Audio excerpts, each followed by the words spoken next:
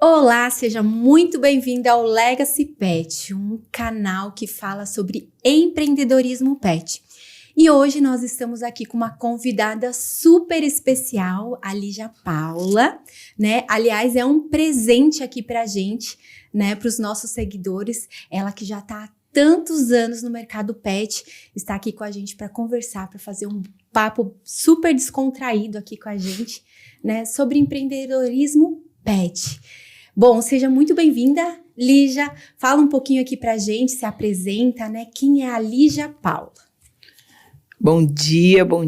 Meu nome é Lígia Paula, sou groomer há 20 anos. Aliás, trabalho no mercado pet, no segmento pet há 20 anos. E eu sou groomer há 17 anos. Então, tem uma longa caminhada aí, desde o começo da minha carreira até hoje. Muitas coisas mudaram. Muitos processos foram feitos e hoje estou aqui. E muito obrigado pelo convite. Será uma honra desafiar essa mulher maravilhosa aqui, gente. Olha, vou te falar, viu? Que gostoso. Vai ser um papo super gostoso aqui. E eu quero começar, na verdade, eu tinha até preparado algumas perguntas, mas me veio à mente agora que eu preciso que você explique pra gente qual é a diferença, né? Que eu acho que muita gente hoje tem dúvida em relação à diferença de um groomer e de um tosador. É a mesma coisa, Lígia? Olha, essa palavra groomer, ela vem do inglês, né? Então, o groomer, lá no inglês, eles falam que o groomer é uma pessoa que cuida de estética animal. E o tosador nada menos é que um groomer. Essa é a diferença. Às vezes os meus alunos, eles chegam para mim e falam assim, eu quero ser uma groomer como você. Eu falo, mas você já é um groomer. Você só precisa se aperfeiçoar. Tá. Né? Você só precisa treinar mais, tanto na sua dicção quanto nas especialidades que tem dentro da área pet. Então, groomer e tosador, gente, nada mais é que a mesma coisa. É um esteticista de animal, é uma pessoa que cuida da estética do animal, seja ela no banho, quanto na transformação geral desse pelo, dessa pelagem, ou numa tosa específica, ou uma tosa de raça, ou uma tosa raspada. É exatamente a mesma coisa. A diferença mesmo é a língua, português e inglês. Ai, top. Porque às vezes a gente fica na dúvida, o que é groomer, o que é tosador. Então, na verdade, não necessariamente você precisa ser um groomer para você poder ter o conhecimento aí das raças, da estrutura, de pelagem. Então, na verdade, é necessário, né, você ter o conhecimento mesmo sendo um tosador. Independente de você ser um banhista, você precisa entender sobre técnicas, você precisa entender sobre como fazer um banho perfeito, você precisa entender sobre estrutura de pelagem e de pele, porque o banho perfeito não é só você ir lá jogar o shampoo e pronto, não. O banho perfeito é você entender como massagear de forma correta a pele desse animal para que amanhã ou daqui a 2 dias esse cliente não ligue para você e fale, olha, meu cachorrinho está fedendo, ele foi feito um banho mal feito. Não. Então, o groomer, né, o tosador, ele precisa literalmente entender de tudo para que ele precisa ser um perito. Exatamente, ele ser um perito naquilo que ele escolheu, né? Que ele faz. Como profissão e naquilo que ele faz. Olha, que legal. Lígia, me conta como foi que você ingressou aí nessa carreira, né, de groomer. Como que foi lá há tanto tempo, né, há mais de 20 anos, né? Isso. Como que era naquela época, né, e as coisas foram mudando, a gente sabe que evoluiu muito essa questão, né? Como que foi lá? O que fez com que você decidisse entrar para essa profissão? Há muitos anos atrás, o meu irmão, ele trabalhava na aeronáutica, lá em São Paulo, aqui em São Paulo, né?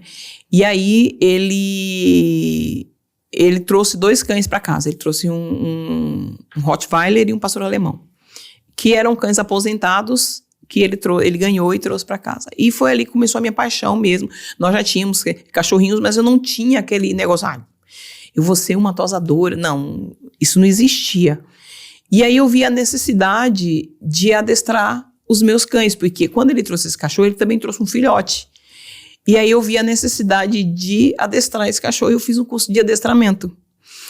Só que assim, gente, fazer adestramento não é para qualquer um não, tá? Não é para amador não. Você tem que ter, primeira coisa que você precisa entender como um bom adestrador é entender o cliente. Porque você faz tudo com o cachorro, só que o cliente não quer fazer tudo com o cachorro. Né? Você dá as explicações, você faz todo o processo ali, o cachorro senta, deita, faz tudo e o tutor não faz. Você passa a lição de casa e o tutor não faz. Então, na verdade, você tem que adestrar o pet e o tutor. E o tutor, os dois. E qual que é o mais difícil? O tutor. Porque o pet, em um dia, você consegue fazer muitos exercícios com ele. Que ele segue, né? Ele segue o que você faz. E o cachorro, você trabalha com o cachorro, é assimilação, né? Uhum. Todo animal é assimilação.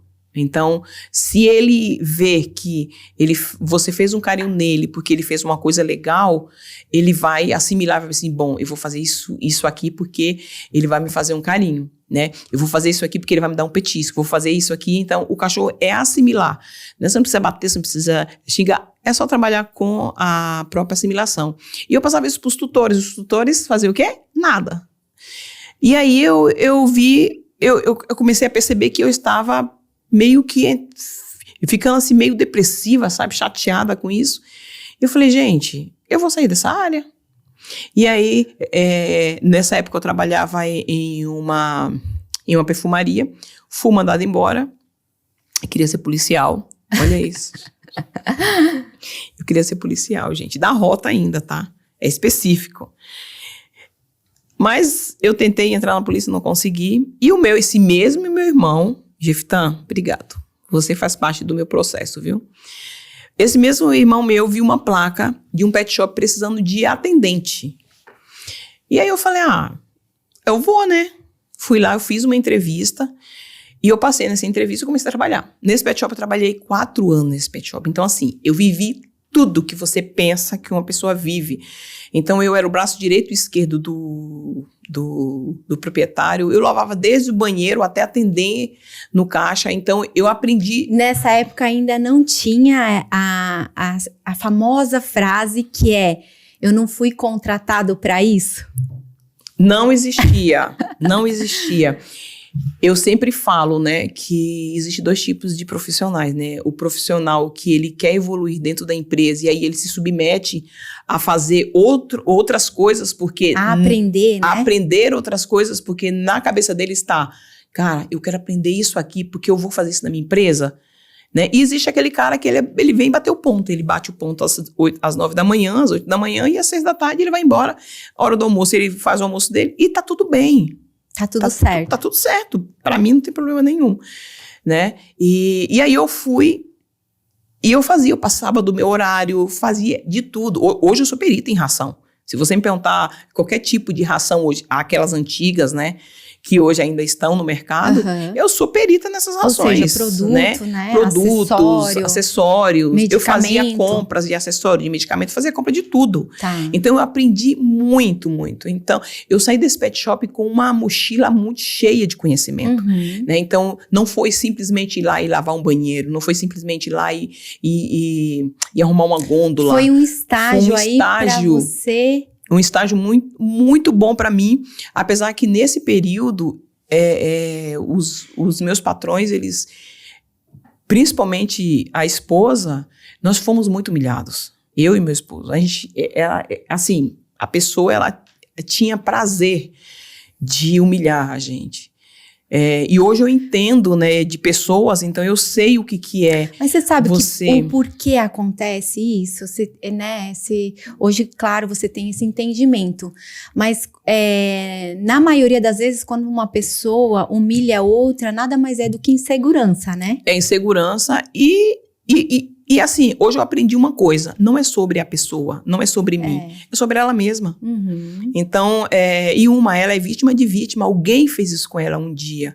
Então, ela não quebrou o ciclo, Então, quando você quebra o ciclo de algo na sua vida, você recomeça, você faz, cara, eu não quero fazer isso com as pessoas, né? Então, eu entendi, hoje eu entendo isso, antigamente eu não entendia isso. Tanto que foi um dos motivos que eu saí desse pet shop. Mas assim, eu super agradeço por todas as lições que eu tive, inclusive essa, né? Porque eu aprendi, e aí, gente, que vem um problema, né? Eu aprendi que você não pode humilhar. Mas eu também aprendi que eu não posso permitir demais. Sim. Porque quando o empresário, ele permite muitas coisas, você acaba sendo vítima do teu colaborador. Sim. Né? Ou seja, eu não vivo sem ele. Eu não posso viver sem ele. Então, hoje eu não humilho, hoje eu não... Mas eu entendi uma coisa, existem limites para determinadas coisas. Então, né? Voltando lá no seu começo, você... não foi uma coisa não foi uma coisa planejada, né? Que você foi por um acaso, mas que você acabou se apaixonando. Eu me apaixonei.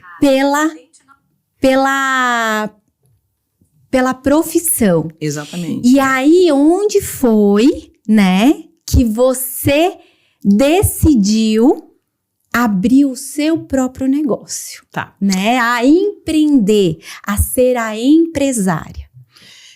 Eu me lembro que eu sempre via muitas coisas dentro desse banho tosa, eu via muitas coisas que eu não concordava. E não podia falar porque eu não era a dona, né? E um dia eu falei bem assim, cara, eu vou abrir um banho tosa. Tá. E aí uma pessoa olhou pra mim assim e falou bem assim, você vai abrir um banho tosa? Você tem dinheiro pra abrir um banho tosa? Você sabe quanto que custa abrir um banho tosa? Aí eu falei, não, eu não sei quanto que custa abrir um banho tosa. E aí essa pessoa falou bem assim, você não tem condições nem de ficar em pé, quanto mais de abrir um banho tosa. Você não vai conseguir nunca. Aí aquilo, sabe assim, quando você... E aí foi um desafio. Exatamente. Você se desafiou. Eu me desafiei, porque 2 meses depois que isso aconteceu, eu entrei de férias. Tá. Né? Eu entrei de férias e aí eu falei bem assim, eu vou abrir o meu banho tosa. Mas para mim abrir o meu banho tosa, eu preciso me preparar. Eu fui fazer um curso de banho tosa. Tá. Né? E aí nesse curso de banho tosa, eu cheguei lá, como eu já tinha visto muitas coisas no meu pet shop, quando eu fui fazer o curso, eu comecei a ver as mesmas coisas. E aí eu falei pro professor, professor, eu não quero isso. Eu já vejo isso lá. E tá errado isso aqui que vocês estão fazendo. E eu até ameacei. Aí eu falei assim, olha, se vocês não melhorarem isso aqui, eu não venho mais. E aí eles colocaram uma professora, a Márcia, a Cláudia, e a Cláudia começou a me treinar. Tá. E aí eu finalizei o curso e voltei para trabalhar. E lá no PET, eu fazia tudo. Lembra que eu fazia tudo? Eu cheguei, o PET estava assim. Aquele dia, eu acho que foi o dia que eu mais trabalhei na minha vida, ali naquele estabelecimento. Eu coloquei tudo em ordem. E no final do dia, eu pedi as contas. E ele, você tem certeza? Sim, eu quero pedir as contas. E aí eu pedi as contas. E 1 mês depois, eu estava com uma portinha na Rua dos Patis, aberta para trabalhar. E aí foi ali que eu comecei a minha jornada. Né? Eu creio que um dos meus maiores erros foi não escolher o meu sócio assim corretamente. E hoje eu quero dar até uma dica aqui para você que é empreendedor, que quer abrir o seu próprio negócio. As pessoas que você vai trazer para trabalhar aí com você, essa pessoa tem que estar literalmente conectada àquilo que você quer. Ou seja, ela precisa estar conectada ao teu propósito. Ela não pode ser uma pessoa que vai estar... ela tem que estar ali dentro da tua empresa para somar, né? E não foi isso que eu fiz. Eu peguei uma pessoa aleatoriamente que não entendia de nada de pet shop. Tá. Né? E aí foi aí que eu fali pela primeira vez. Fiquei 1 ano e saí desse pet shop. Desse banho tosa. Então, ou seja, você aprendeu tudo que você, né, aprendeu todas as funções ali, tanto na área técnica, mas também na área ali de gerenciar, né, um negócio. Sim. E aí, você queria fazer as coisas diferentes, você resolveu empreender o seu próprio negócio. Exatamente. Né? Mas houve algumas falhas, aprendeu com isso, aí você fechou seu negócio, e aí? Voltou a trabalhar? Fiz outra sociedade. Fez outra sociedade. Outro erro. Outro erro. Porque eu achei que a pessoa estaria conectada. Inclusive, a minha última essa sócia que eu tive é minha amiga até hoje. Eu fechei o Banho Tosa, ela continuou, ela tocou, inclusive, com o mesmo nome, né? E hoje a gente se fala, eu dou treinamento para ela. E aí eu entrei com uma outra sociedade com um amigo meu advogado, né? De novo, pessoas imaturas, não tinha conexão. Não tinha o mesmo propósito. Não tinha o mesmo propósito. Até tinha, né? Mas as conexões não batiam, né? Inclusive, ela é minha amiga hoje, a Juliana. E aí o que eu fiz? Como eu percebi que eles não tinham esse propósito, eu propus comprar a parte deles. E aí, dessa vez, não foi eu que saí, foi eles que saíram, né? E eu comprei a parte deles. Começou a tocar sozinha. E comecei a tocar sozinha, né? Ah. Mas aí aí vem outro problema que o empreendedor erra demais, né? Eu comecei um negócio novo hoje no bairro. O que eu fiz? Botei uma placa gigante lá, banho a R$15 na época. Tá. Só que assim, eu não tinha agenda lotada, porque o banho era barato demais.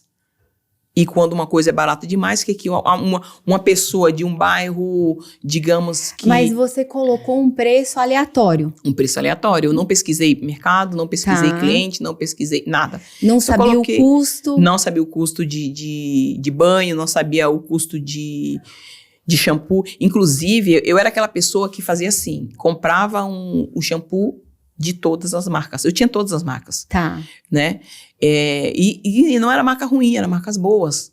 E eu colocava como é que eu falava? Eu colocava assim... Oferecia e não cobrava. Não, eu colocava assim, ó. Como é que é? Como é que eu colocava, gente? Use e recomendo. Então, eu botava aquele monte de marca, use e recomendo. Só que eu comecei a entender uma coisa. O cliente começou a reclamar que o cachorro coçava. E aí eu comecei a entender, eu falei, gente, peraí.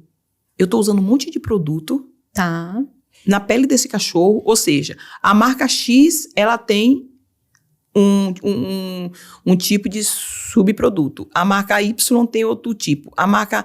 Peraí, eu tô jogando uma bomba nesse cachorro, né? Hoje eu entendo isso, mas antigamente eu não entendia. E aí eu não entendi o custo. O que eu fiz? Eu comecei a me endividar e botei essa placa maravilhosa lá de R$15 o banho.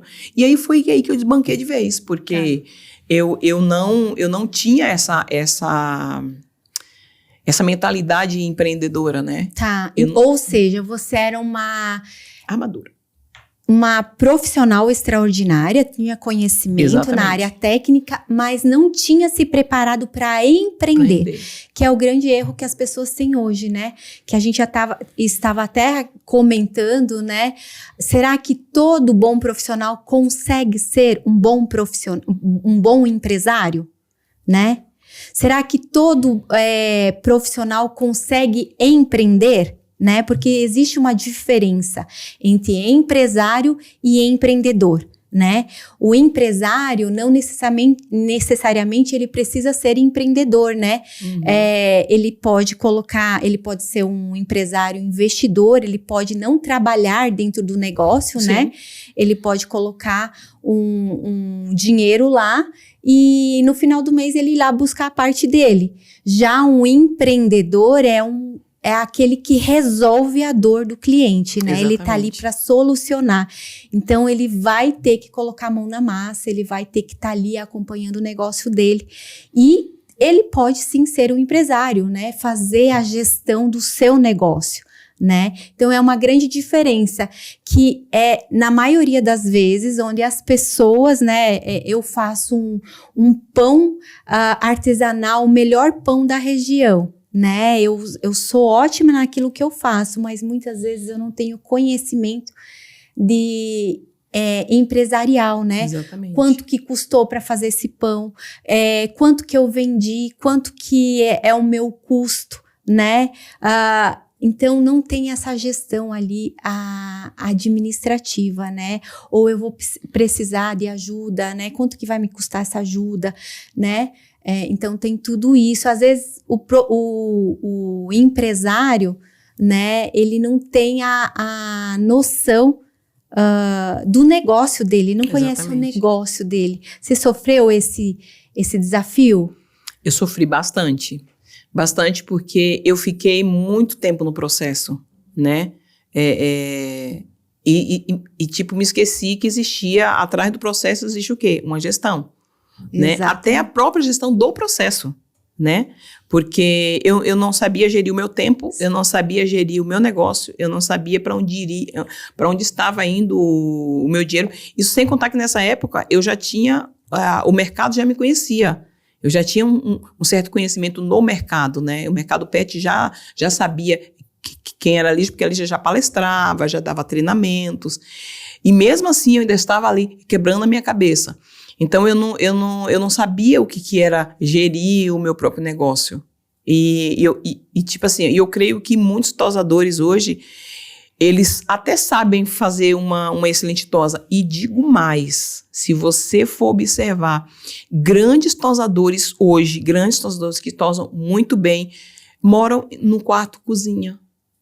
Ou seja, não tem prosperidade. Não tem um carro, não tem prosperidade. Por quê? Porque não sabe gerir o seu próprio negócio. Né? Eu falo isso por mim, porque até um período eu achava que não precisa disso, não precisa gerir. Então, quando eu entendi sobre que o meu negócio, ele precisaria de mim e que eu precisaria estar no processo e ao mesmo tempo gerir esse processo, aí eu comecei a ver o dinheiro, aí eu comecei a entender o que era ser empresário, como você falou, e como gerir o meu negócio de forma correta, né? Olha que interessante, que é uma coisa muito comum que acontece, né, dentro das empresas, né? Não é por falta de um produto de qualidade, né? Sim. Muito pelo contrário, as pessoas têm um produto extraordinário para oferecer, mas não tem ali uma gestão do negócio, né? Às vezes não sabe vender, às vezes não sabe cobrar o que é devido, né? Então não tem essa gestão.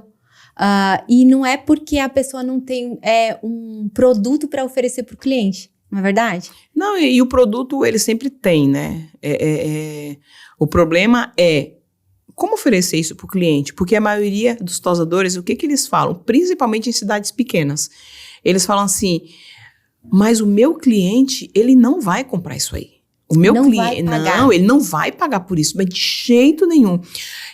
E aí que entra uma palavrinha que chama storytelling, né? E eu faço a pergunta, você tem contado a história do banho para o teu cliente?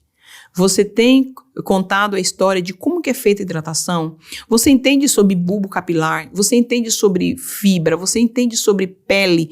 Porque mesmo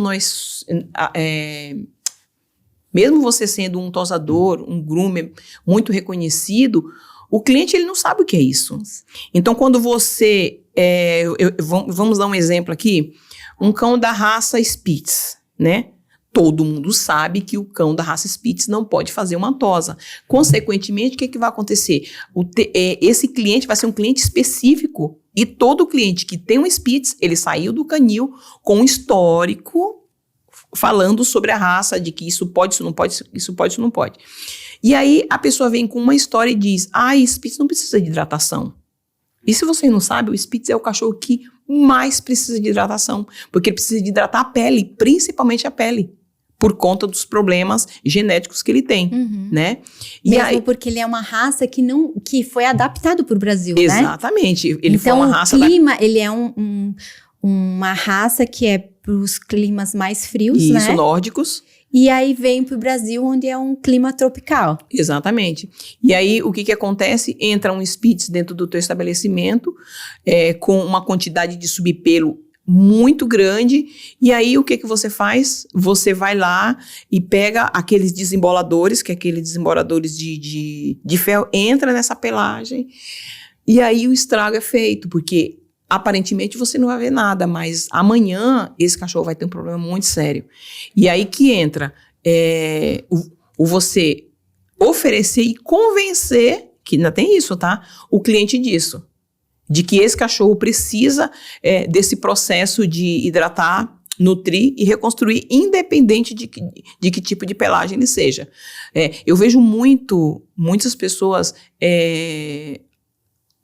muitos tosadores reclamando que lá no meu banho tosa eu não consigo vender a hidratação porque todos os cães da minha região são pelados. Mas por que você não consegue vender hidratação? A primeira pergunta que eu falo para eles é: o teu cachorro, que tipo de pelagem tem o teu cachorro? Meu cachorro é pelado. Meu cachorro eu raspo todo, é pelo curto. Aí eu falo, como é que você quer vender uma coisa se você não vive isso? Como é que você quer vender uma tosa bebê se o teu cachorro, ele tem uma pelagem raspada, igual todos os cães. Mas é todos os cães, mas é todos os clientes. Você já parou, assim, para pensar que esse cachorrinho, ele chegou para fazer para raspar. Aí, de repente, você vê que aquela orelhinha ali não tem nó, você pode aproveitar a orelhinha. Aí você vê que aquela cabecinha não tem nó, ou tem um pouco de nó, você pode fazer a remoção desse nó, raspa o corpinho, entre aspas, monta uma cabecinha TED, monta um chanelzinho, aí o cliente chega e já vê aquilo diferente e fala assim, uau, cara, no outro lugar faziam, ninguém nunca me ofereceu isso. Exatamente. Voltando na história do storytelling, né, que é contar a história.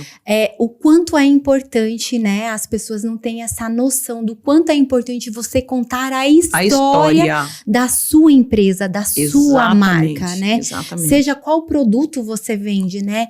Da onde surgiu a ideia de você montar o seu negócio, né? O porquê você faz determinadas coisas, né? Não é você faz por fazer, mas tem um porquê por trás de tudo aquilo, né?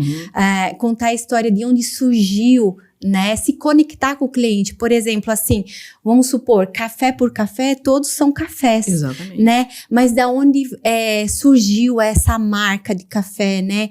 Às vezes é uma história de família, às vezes, né, o bisavô colhia o café, torrava o café, tinha uma maneira diferente de cultivar o café, de preparar ali o café, e foi trazendo essa história, né? E foi passando de geração para geração, de família para família, né? Então, isso agrega um valor, né? Tem um porquê que é feita dessa maneira. Exatamente. E a mesma coisa dentro de um pet shop, né? A gente, principalmente o empresário ou o profissional da área de estética, ele precisa ter noção, né? Ele precisa ter entendimento daquilo que ele faz e contar essa história, né? O porquê que eu faço isso, né? Porque muitas vezes eu falo que quem é o perito, quem é o profissional tem a obrigação de ensinar, né? De mostrar para o cliente o que é certo e o que é errado. Exatamente. Né? É muito comum a gente, como empresário, né, ou como trabalhando na área de estética, o cliente chegar dentro do nosso centro estético e falar, olha, eu quero que faça isso, isso, isso. Só que nós, como profissional, a gente entende que aquilo que o tutor está querendo não é possível fazer, né? E muitas vezes, quando a gente não tem o preparo, quando a gente não tem segurança ou confiança, o que a gente faz? Né? A gente acaba acatando o que o cliente quer, né? Então, a gente acaba errando por querer agradar o cliente. Exatamente. Fazendo coisas erradas. Eu costumo dar um exemplo que é muito simples. É a mesma coisa quando você vai numa consulta médica e você chega lá falando para o doutor que tratamento você quer fazer. O médico vai falar assim, bom, mas se você já sabe o tratamento, por que você precisa de mim? Aqui? Né? Então, ele na autoridade de médico, né, de perito, de uma pessoa que estudou tantos anos, ele sabe o que é certo e o que é errado, o que dá para ser feito e o que não. Então, cabe ao profissional doutrinar o cliente, explicar o cliente, né? E aí é onde muitos profissionais têm insegurança, têm medo. O porquê disso, Lígia? Você acha que é porque a pessoa não está preparada, porque não tem ali entendimento, né? Não tem conhecimento da área?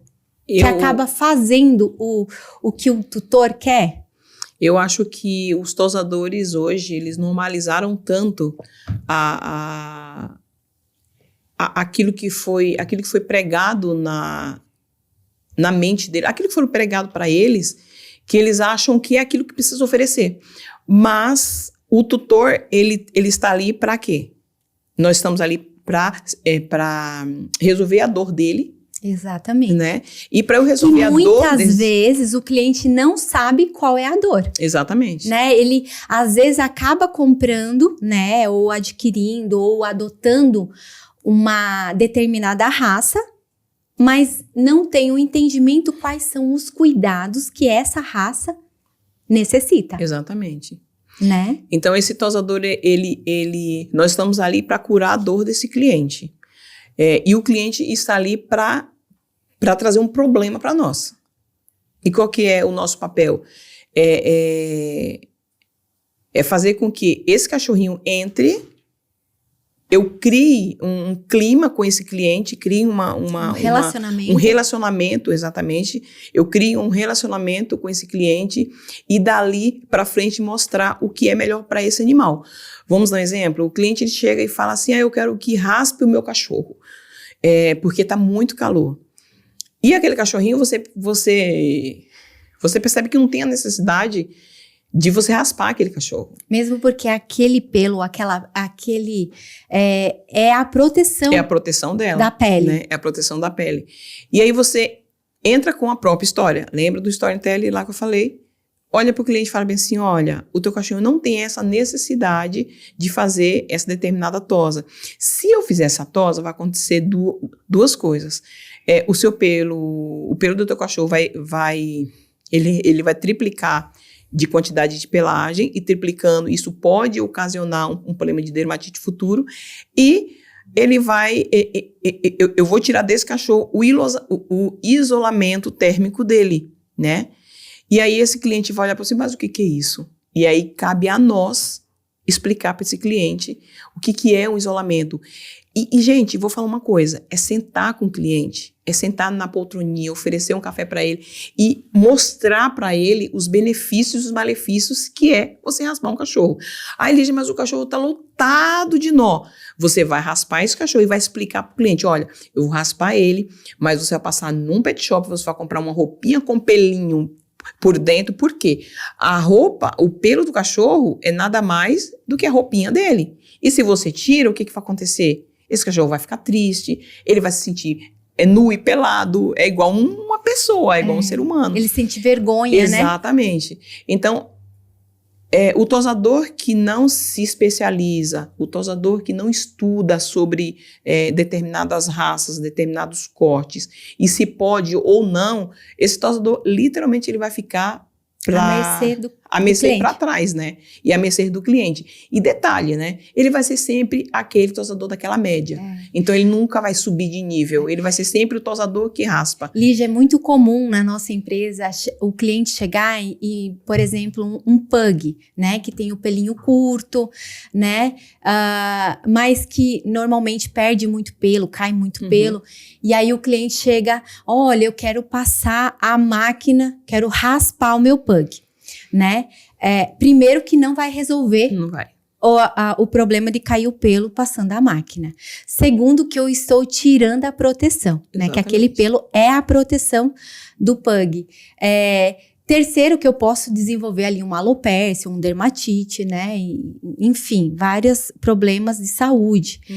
E aí, então, é a nossa obrigação, mas é muito importante a forma com que a gente vai falar com o nosso cliente, né? Porque, às vezes, o profissional, ele vai com o pé no peito do cliente, Exatamente. Né? E o cliente, ele vai olhar e vai falar bem assim, mas eu estou acostumada a fazer isso. Ok. E é muito importante, às vezes, mas lá no outro lugar faz. E aí, a gente ter o amor e a empatia de falar com o cliente abertamente, com segurança e propriedade, né? Olha, então você vai precisar levar lá naquele outro lugar, porque aqui nós somos peritos, especialistas naquilo que nós fazemos, né? Então a gente não é focado só em dinheiro, mas a gente é focado em saúde. Então, se nós que somos especialistas sabemos o que pode causar, a gente não vai fazer, né? Agora, se você tá focado em cuidar, no bem-estar do seu pet, se você diz que o ama, né? Então, você vai seguir ali os meus conselhos para que eu possa realmente cuidar do seu pet. Né? E não fazer de qualquer jeito ou fazer algo que possa ali depois, futuramente, trazer um problema. Exatamente. Né? É muito comum, teve uma época, né, que o pessoal, acho que até passou na televisão, né, uma tosa de ursinho, né, que aí estavam querendo deixar os Spitz. Os Spitz. E aí, com formato de ursinho. Mas e você aí... conhece a história por trás desse formato de ursinho? Não. Era um cachorrinho, lá, acho que nos Estados Unidos, e esse cachorrinho, ele tinha ele contraiu a alopecia postosa. Não, alopecia X. Né? Existem 2 tipos de alopecia, tá? O X e a postosa. E ele contraiu essa doença. E aí, o dono tinha um Spitz com bastante pelo, e tinha um Bull, que era outro Spitz que contraiu essa doença, e a parte de trás do corpo dele não tinha pelagem, não tinha nenhum tipo de pelo. E aí, ele levou em um lugar para tosar, e aí falou assim para as pessoas, olha como que tá esse pelinho dele, ai, tá muito feio. Ele falou, eu posso fazer uma tosa de ursinho nele, deixar ele igual um ursinho, para igualar a parte da alopecia? E ele fez, e o dono simplesmente amou. Uhum. E aí esse cachorro adotou esse tipo de corte, e esse tipo de corte espalhou pelo mundo todo. Mas aí tem uma questão, né? Aonde esse cachorrinho vivia era um cachorro, era um local frio. Sim. É um local onde o clima de lá é completamente diferente do clima do Brasil. O que começaram a fazer é adotar isso aqui no Brasil. Uhum. Né? Em cães que não tinha nenhum tipo de doença de pele, nem alopecia, nada. E aí começou a aparecer muitos cães com alopecia, justamente porque as pessoas queriam fazer uma tosa bonitinha. É bonitinha, a tosa não é feia. Detalhe, tá? Existem os 2 tipos de Spitz. Então, eles queriam pegar um Spitz estilo raposinha, aquele que tem orelhinha, mais um pelo mais... E queria fazer essa tosa, e não combina. Sim. Não fica bonito. Não, então, não façam isso, gente, tá? Então, um conselho aí pros tutores. Ouçam a experiência dos profissionais. Exatamente. Né? É muito comum o tutor chegar com uma foto e falar assim, eu quero que faça isso. Exatamente. Mas, às vezes, a estrutura... Estrutura de pelagem, estrutura óssea. É a mesma coisa eu chegar lá e eu falar, eu quero que eu fico... me deixa aqui com o cabelo daquela modelo X, só que eu nem tenho cabelo. Você não, exatamente. Lígia, muita coisa pra gente falar aqui sobre o mundo, muita coisa. Né? Eu acho que a gente vai voltar aqui pra falar sobre as tendências do mercado, né? Sobre as técnicas, tendências, novidades desse mundo aí, que tem muita coisa pra gente falar. Sim. A gente ficaria horas aqui. Eu acho que faz sentido a gente voltar e falar aqui sobre, né, os desafios dentro do Centro Estética, os desafios de a gente, como profissional, empreender, né, entrar nesse mundo de empresário, né, não é porque eu sou um excelente tosador, eu vou ser um excelente empresário, né, e também eu quero muito falar com você, como empresária e profissional da área, sobre esse mundo do marketing digital, né, que veio para, principalmente você que começou lá atrás, onde não existia, né? Onde não existia. Tanta exposição. Eu fui taxada como queria aparecer, para que isso? Esses cursos online não funcionam. E hoje... Hoje é o que predomina, né? É o que predomina. E o que está ajudando muitos tosadores, né? Eu tenho muitos tosadores no mundo inteiro. Muitos alunos, né? Do mundo inteiro. E eles falam assim, cara, eu não posso ir até você, mas você pode vir até mim. Através do marketing digital. Vamos voltar, Lígia, para conversar sobre isso? Com certeza. Gente, eu quero agradecer muito a presença da Lígia Paula, que se disponibilizou, né, a viajar e vir até a gente para contribuir com todo o conhecimento aí, com tanta bagagem aí, né?